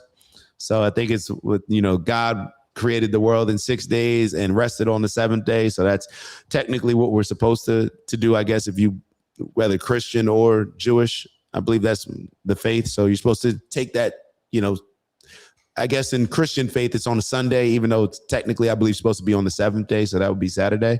But that's what the Jewish people do. It's a time where community, family, you don't use electricity, you don't drive cars, you walk everywhere. That's why they walk on Saturdays. Yeah. Heard. Yeah. So what was I saying about Shabbat? I forgot what I said. You said he was on your running path. Yeah, so he was on my running path. So I used to always see him. And I was getting ready to move. One of the places we were looking to move was in Brickell Key.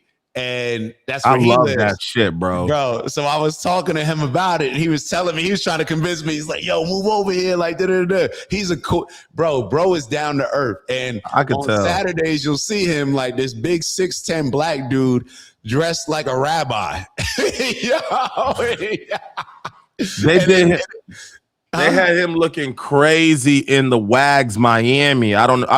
I like reality TV. Yeah. But they had the Wags Miami, which is the girlfriends and the wives of athletes. So Ocho Cinco on there. What's that Haitian boxer that lived down in Miami?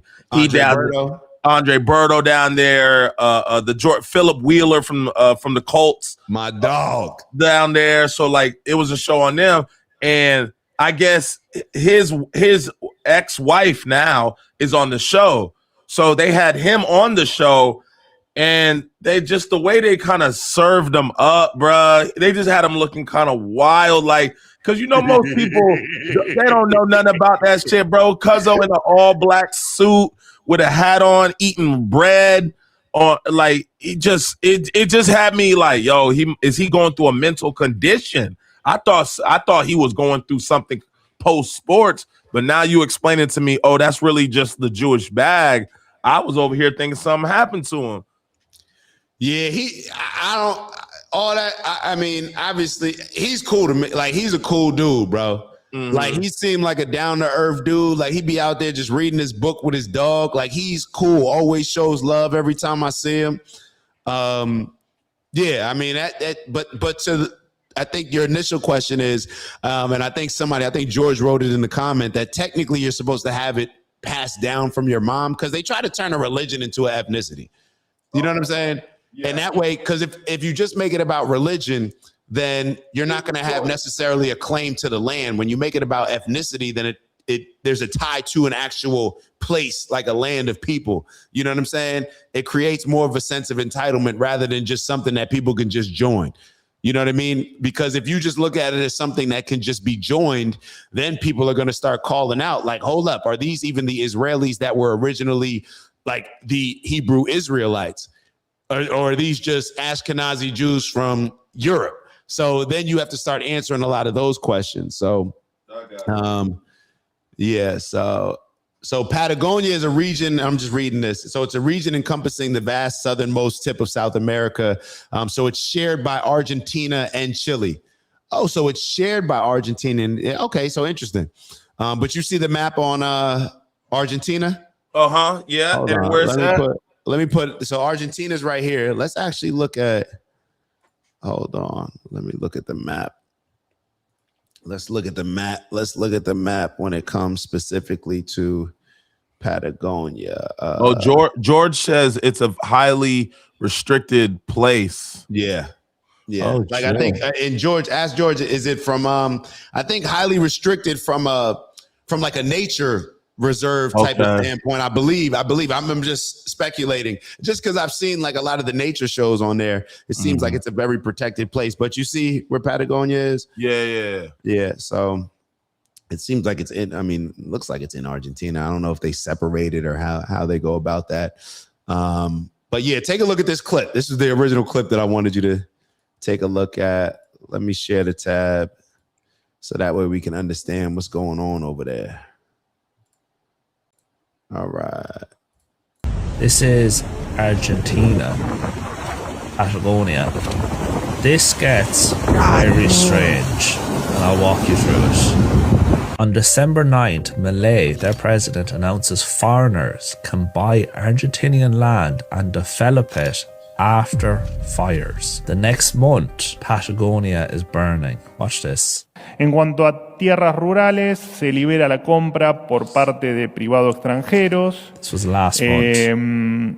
También se elimina la prohibición de cambiar la actividad productiva del campo por 30 a 60 años tras un incendio, una ley del... They announce foreigners can buy Argentinian land after fires, and a month later, huge fires start in Patagonia. Listen to what this man says. Estamos sorprendidos de que nos prendan fuego a la Patagonia.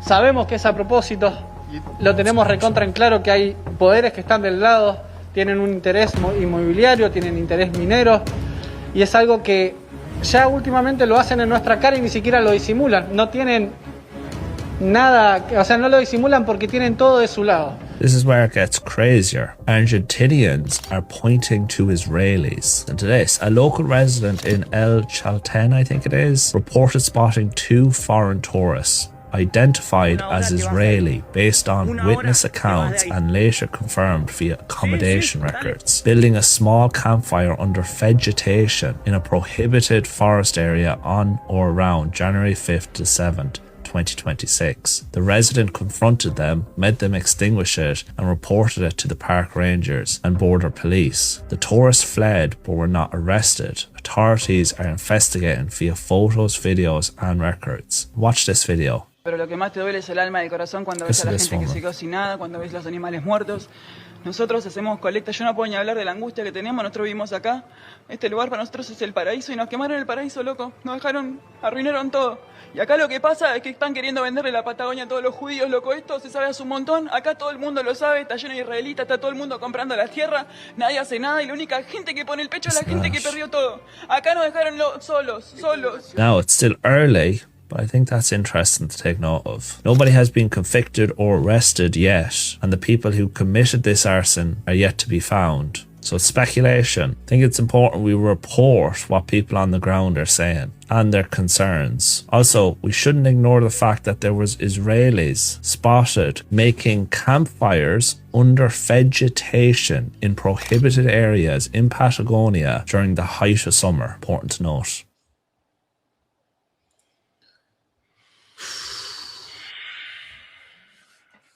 That's heavy. And you want me to address the super chat after or before? What you what? Like tap in. We gotta tap in for all right, so I'll address the super chat first. So shout out to Halus. Appreciate the super chat. Definitely, man. Definitely appreciate that. Goes a long, long way. So Halus wrote, "What's up, OG CEO? I watched Nick's analysis on Venezuela. He makes logical sense. If the US dollar falls, chaos will ensue. Americans won't be safe. Either sit back and watch the American dollar fall while BRICS rises or fall. I don't like it either." You know what I realized? That it's another example. Not trying to bring the conversation here to religion, even though we're talking about Israel and Jew, whatever.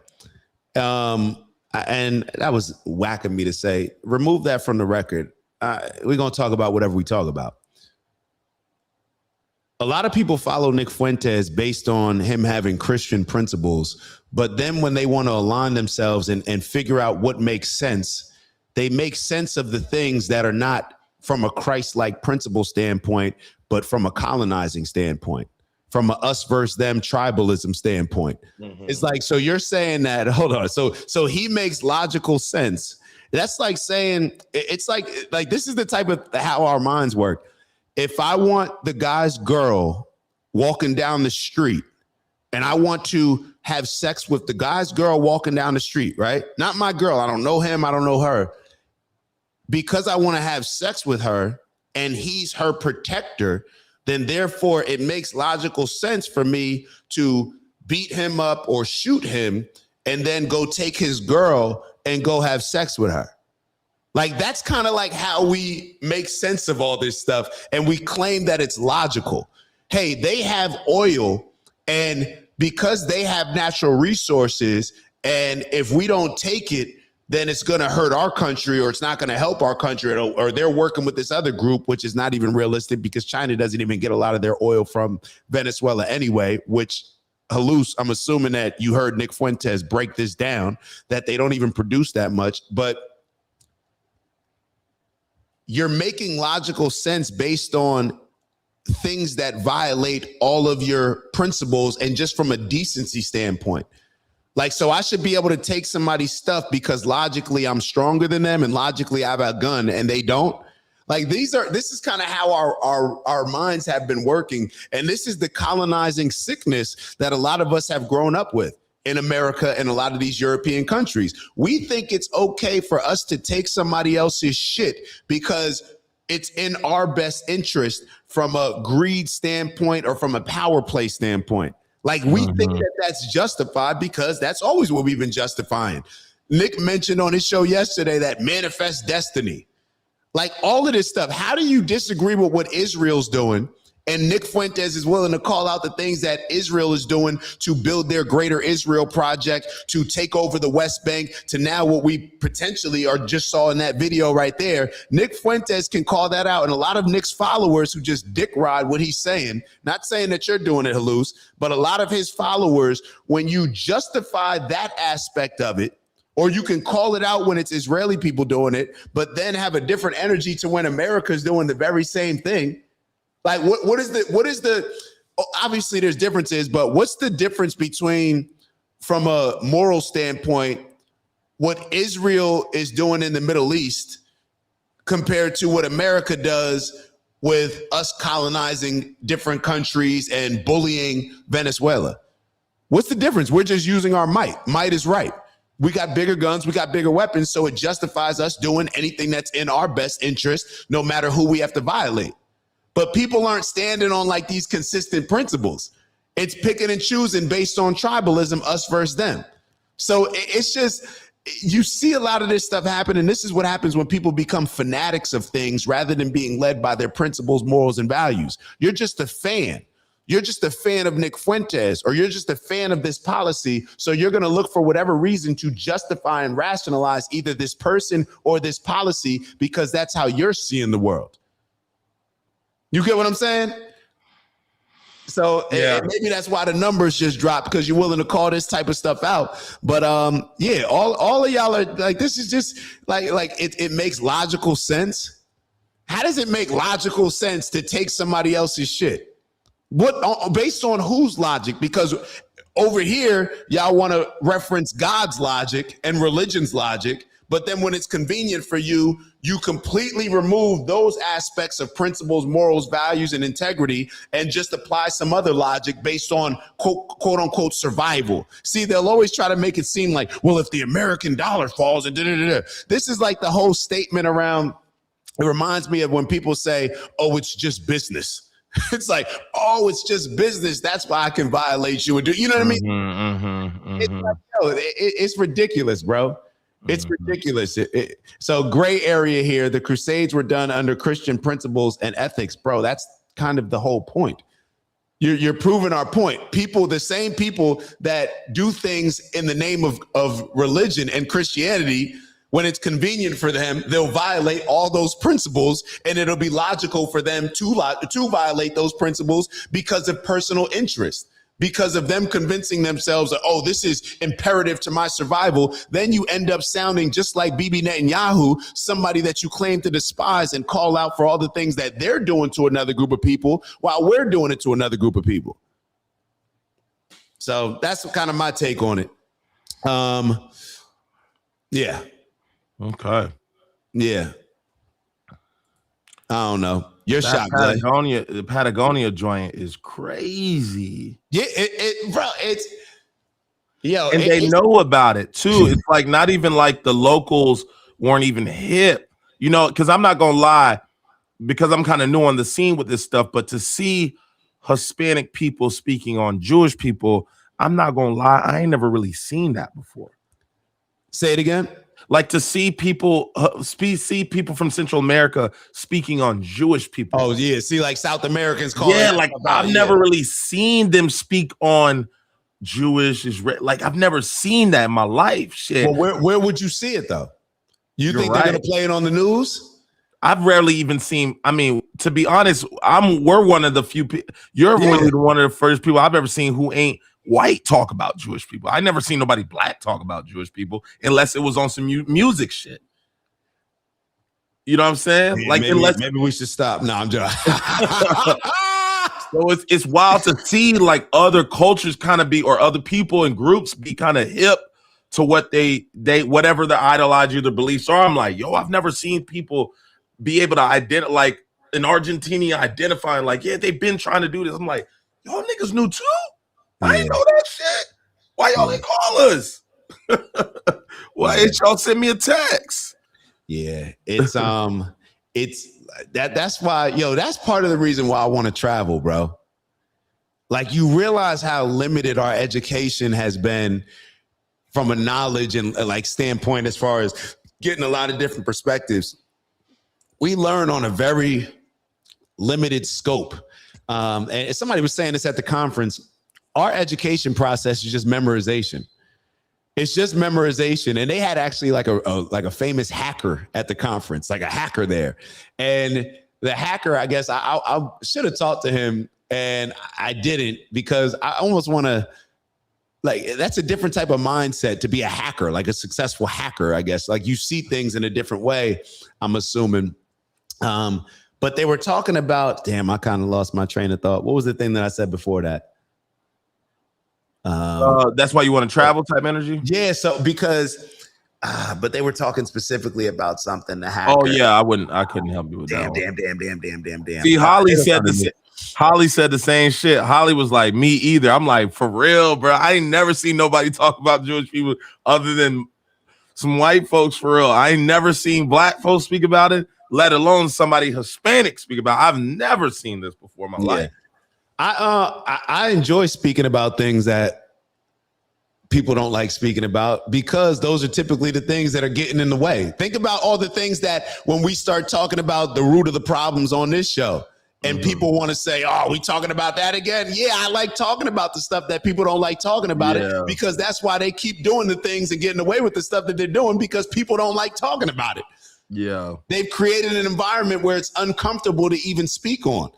And in a lot of ways, I think that's why you get people like Kanye to get in these crash out modes where it's like, yeah, he's saying all this stuff, but it's almost like you got to rile yourself up so much you got to hype yourself up so much to the point where you feel like you're getting bullied just by not being able to speak on certain things. And then when you speak on it, it now comes out in a super aggressive way, like a little bit more or a lot more aggressive than you intended it to. Yeah. No, I agree, Janina. I agree, man. You have been intentionally misinformed. I agree. I'm guilty for that, bro.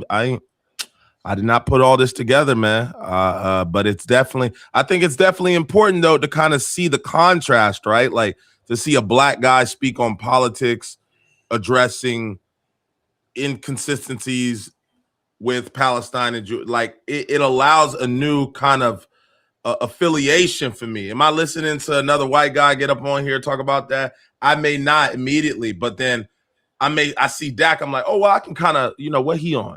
I'm like, oh shit, and it allows like a new channel that may not have existed before. So I think it's important that people kind of, even if you don't fall into what the native or what meets the eye category, I think investing in just kind of digging into these kind of pieces of information and learning about like the Nick Fuentes and stuff, regardless of where you align, I think it opens the door for there to be some level of communication that isn't limited because of race or color or whatever reasoning that would stop the message to just end with Nick Fuentes. Because I'm sure, Nick Fuentes don't have 100,000 black people listening to him, regardless of what their opinion is on him, and that can be limited. Like, you also want to know what the propaganda or what is going on in other cultures and races and classes, et cetera, et cetera. So I think it's definitely dope to be able to cross those lines and force people to not expect who knows what about when and who knows what about who. That shit throws me every time, but I like that because it means like, damn, these people are either intentionally doing it, or to be honest, they're not intentionally doing it. And either way, the benefits are there because you can definitely recruit and market to an audience that honestly not probably gonna listen to the Nick shit. Like, you probably put a lot of niggas on Nick Fuentes shit and what he be calling out. I would have never listened to Nick. Tucker Carlson, these people, I wouldn't have listened to them. But then now I'm like, oh, whenever I hear conservative, right, I'm like, okay, conservative. Then you got the left. I'm like, oh, yeah, they always beefing. One wants all the freedom and the other one don't want.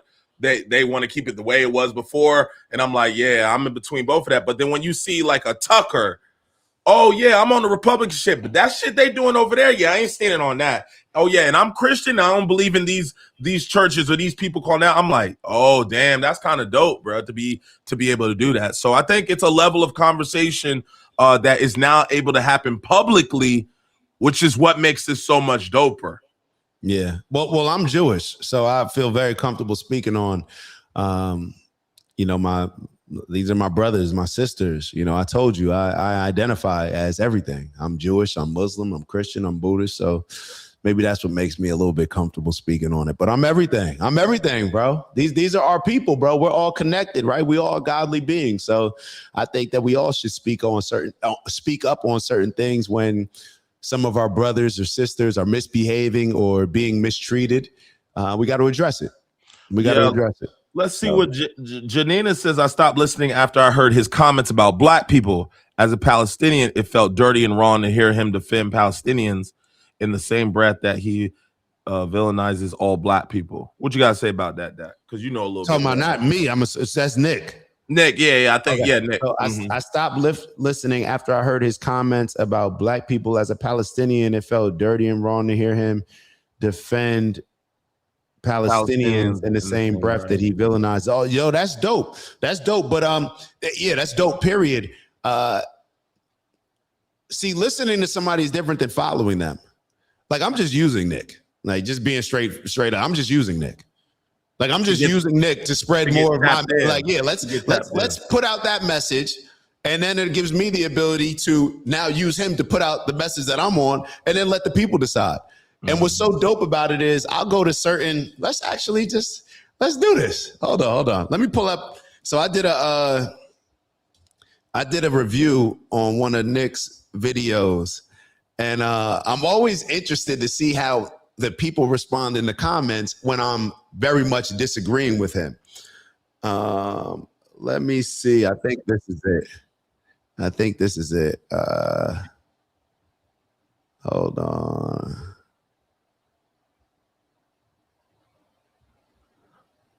Hold on, let me try to find this one. The reason why I'm trying to show it is because I looked at the comments after, and damn it, hold on. Let me find it.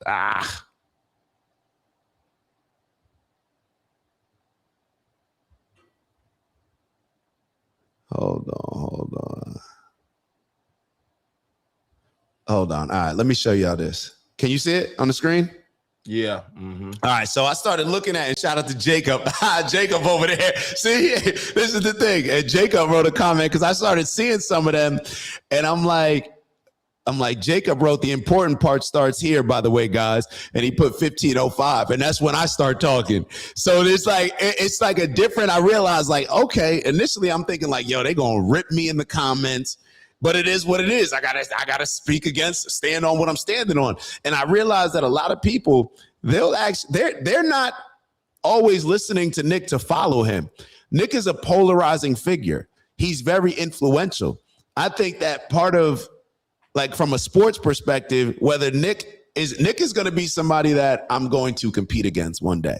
I'm already competing with him against him in my mind. However, I want to know as much about Nick as possible. I want to use Nick as much as I can because I need to build up what we got over here. I feel like too many times in society, evil is outworking whatever we think is the solution to address that evil. So we just working on our end. So we're going to use that to wherever we can.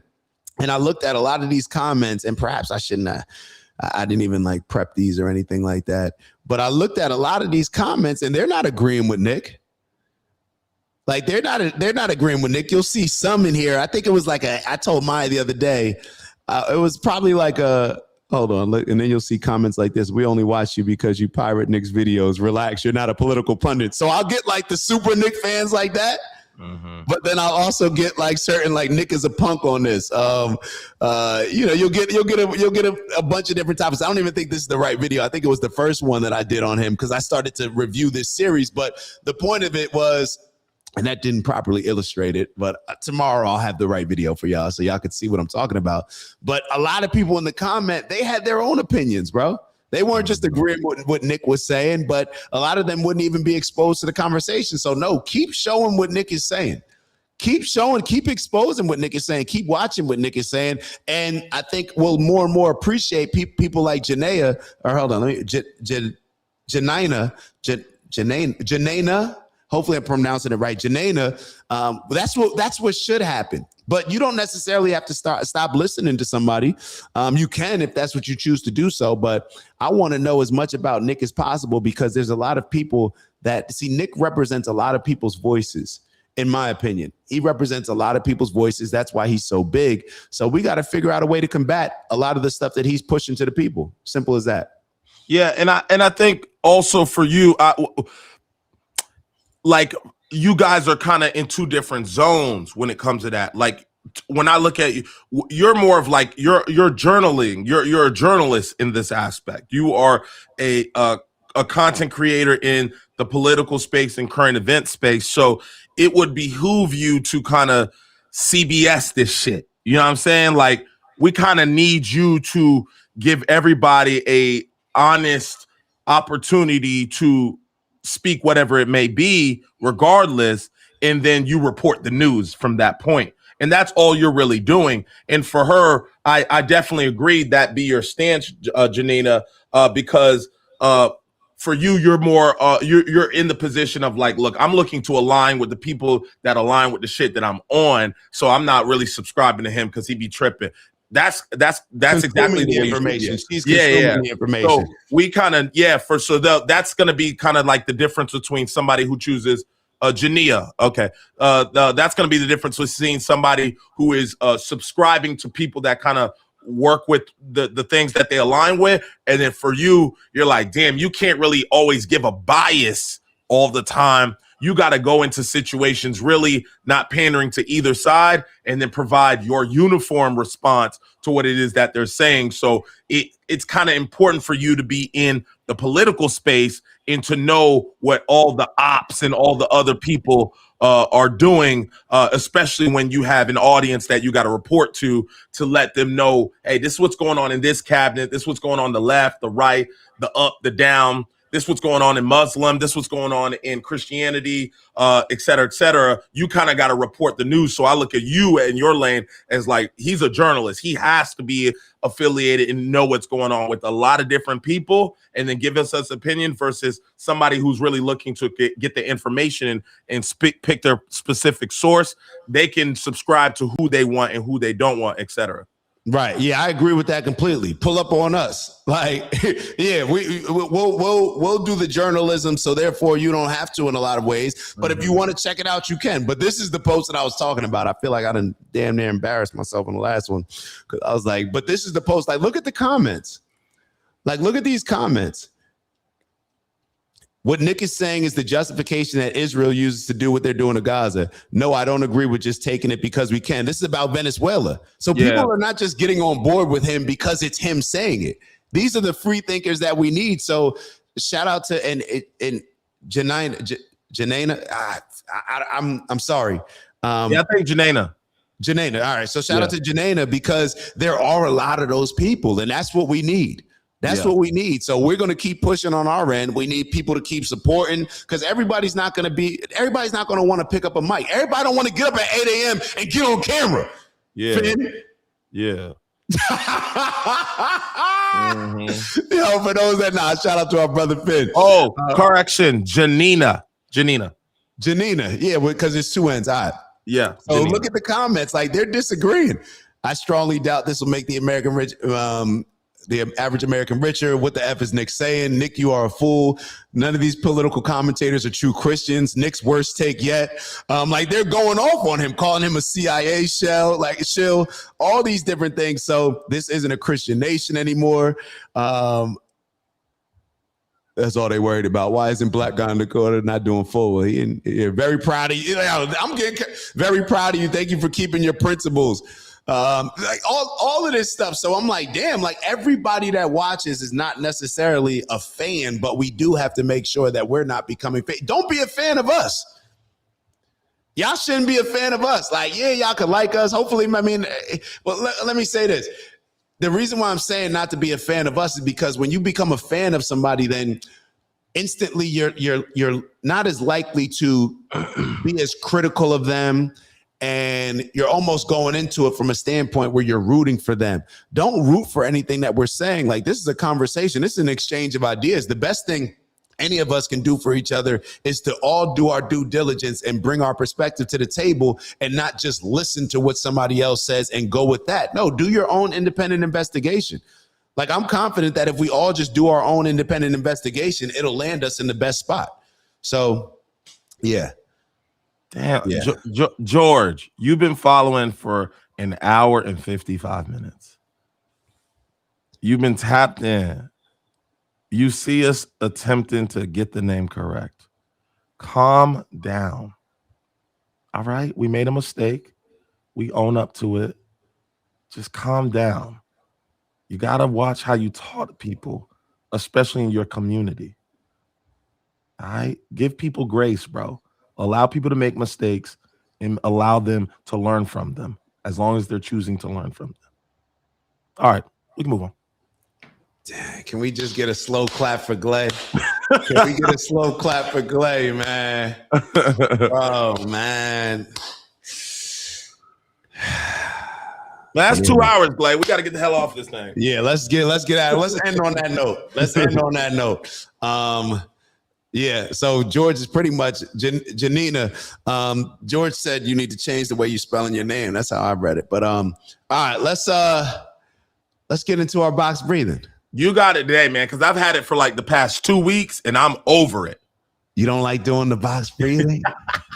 Nah, you better at breathing. All right, shout out to our big bro Steve. And of course, let's send Steve some good energy. We know he had an appointment today. Just sending him some good energy, regardless of what it was about. Sending that good energy. So our box breathing is going to be very simple. We're going to do a 4-second inhale. While we're doing that inhale, we're going to be focused intentionally on inhaling positive energy. Then we're going to do a 4-second hold. And then after the 4-second hold, we have a 4-second release, breathing out of our mouth and making sure that we're releasing all of the negative limiting energy that we have within, all the questions, all that stuff, the ceilings that we put on ourselves, the limitations, whatever it may be, releasing that. Then we're going to do another 4-second hold and repeat that. We're going to go through it 4 times in total. So we're going to start. If you're in a safe place, I recommend closing your eyes, but you do what you feel is best for you. We're going to start with our 4-second intentional inhale, inhaling positive energy. Ready? Begin.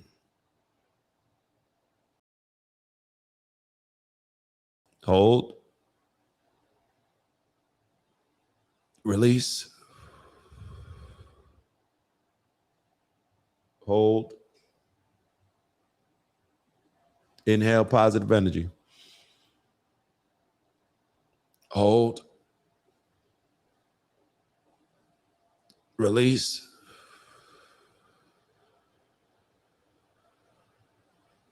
Hold. Inhale. Hold. Release. Hold. Keep holding. We get ready to do our last cycle. We're getting ready to do our last cycle. So be very intentional with this next inhale. Inhale that positive energy. Ready, begin. Hold. Keep holding. And then we're going to release the last remaining bit of that negative energy. Get it out your system now.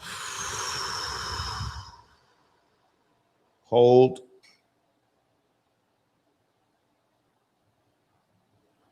All right.